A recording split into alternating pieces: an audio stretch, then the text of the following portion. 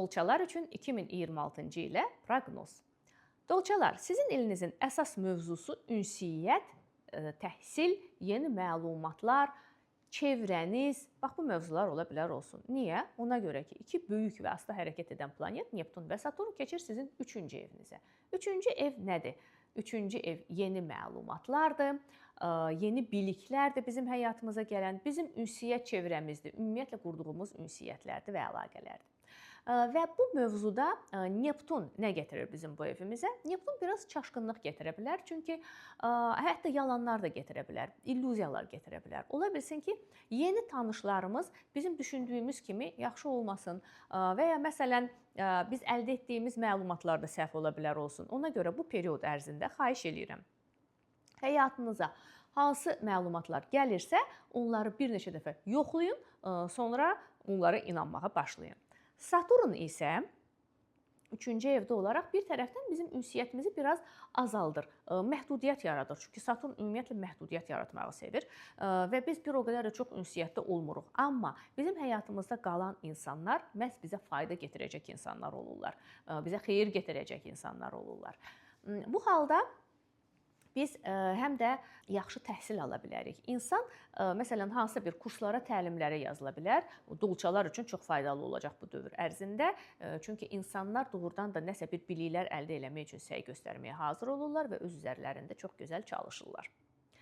17 fevral tarixində Günəş tutulması baş verəcək və ardınca 3 mart tarixində Ay tutulması baş verəcək. Onların arasında olan period tutulma dəhlizi adlanır və bu tutulma dəhlizi ərzində bizim həyatımızda hansısa bir karmik dərslər yaşanır. Bu tutulma dəhlizi sizin 1-ci və 8-ci evlərinizə toxunacaq. Yəni, əgər bu tutulma dəhlizi ərzində siz pul itirirsinizsə, deməli, nəsə bir səhvlərə yol vermisiniz.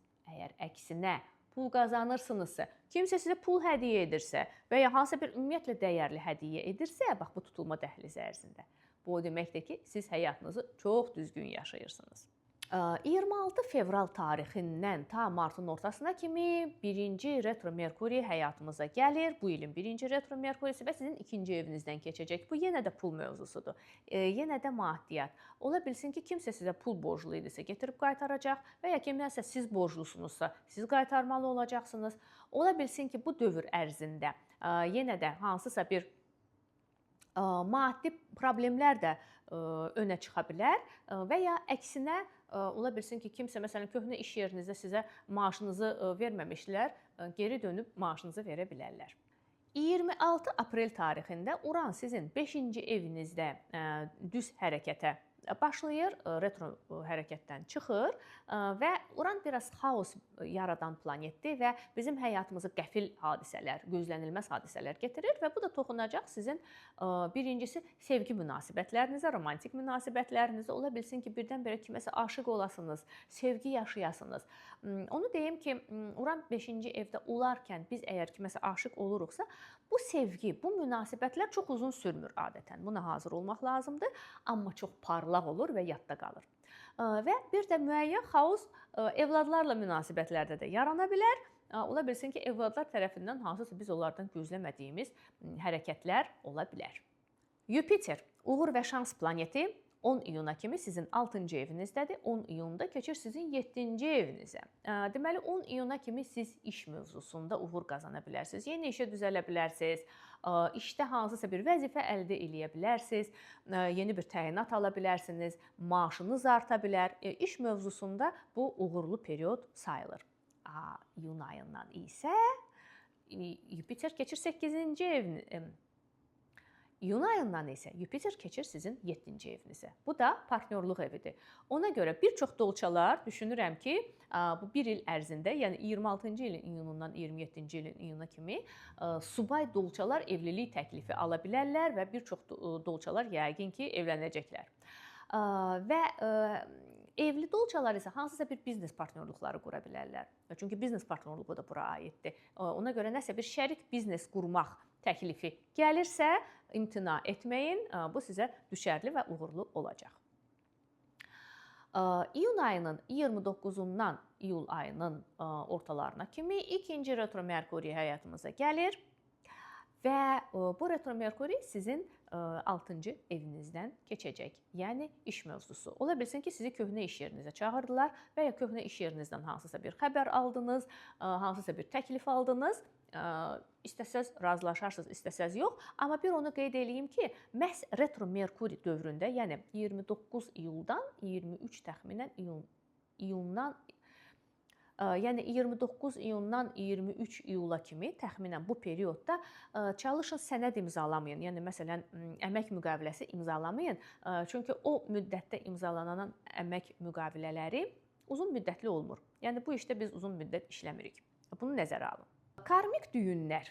Karmik düyünlər 27 iyul tarixində öz bürclərini dəyişirlər və indiyə kimi sizin 8-ci, 2-ci evlərinizdən keçirdilərsə, indi keçirlər 1-7.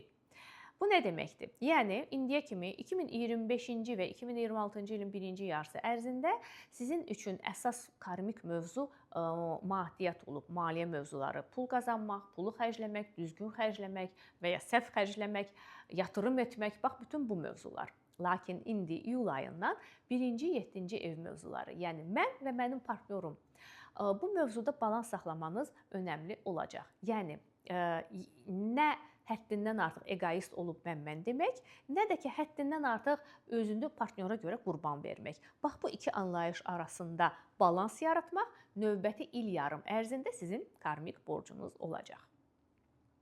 Avqust ayında yenə də tutulmalar baş verəcək. 12 avqustda günəş tutulması, 28 avqustda ay tutulması və yenə də onların arasında olan period bu dəhliz, tutulma dəhlizi karmik məna daşıyır. Bu dəfə həyat sizi 7-ci və 2-ci evlər mövzusunda sınağa çəkəcək. Yəni sizin üçün partnyorluq münasibətləri və pul. Əgər siz bu dövrdə hansısa bir partnyorluq münasibətlərini itirirsinizsə və ya pul itirirsinizsə, bu deməkdir ki, müəyyən hansısa karmanıza zərər vurmusunuz. Əgər əksinə evlilik təklifi əldə edirsinizsə və ya pul əldə edirsinizsə, bu deməkdir ki, siz həyatınızı çox doğru yaşamısınız. Sentyabr ayında Lilit daha bir karmik göstərici öz bürcünü dəyişir. Sentyabrın 14-nə kimi Lilit sizin 11-ci evinizdən, sentyabrın 14-dən sonra 12-ci evinizdən keçəcək. Bu deməkdir ki, sentyabra kimi siz daha çox dostluq mövzusunda sınağa çəkiləcəksiniz. Ola bilsin ki, nəsə dostlarınızı aldatmaq məsələn belə bir arzusu yaransın. Əlbəttə çalışın bunu etməyin. 14-dən sonra isə sentyabrın və ilin sonuna kimi Lilit sizin 12-ci evinizdə olacaq və ümumiyyətlə sizdə müəyyən daxili gərginlik də yarada bilər.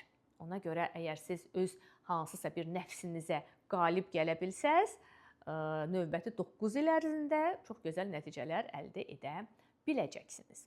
Və bu ilin 2 son astroloji hadisələri də retrolardır. 3-cü retro Merkuri, hansı ki 24 oktyabrdan 13 noyabra kimi davam edəcək və retro Venera 3 oktyabrdan 14 noyabra kimi davam edəcək. Retro Merkuri sizin 10-cu evinizdən keçir, retro Venera isə 10-cu və 9-cu, bu dəfə 2 evə toxunur.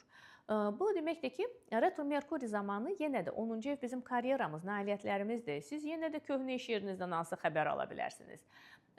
Retro Veneraya görə isə siz hansısa bir, məsələn, çoxdan getmək istədiyiniz səyahətə yollana bilərsiniz və ya ola bilsin ki, bu vaxta kimi artıq getdiyiniz ölkələrə yenə də geri dönmək arzusu da yarana bilər.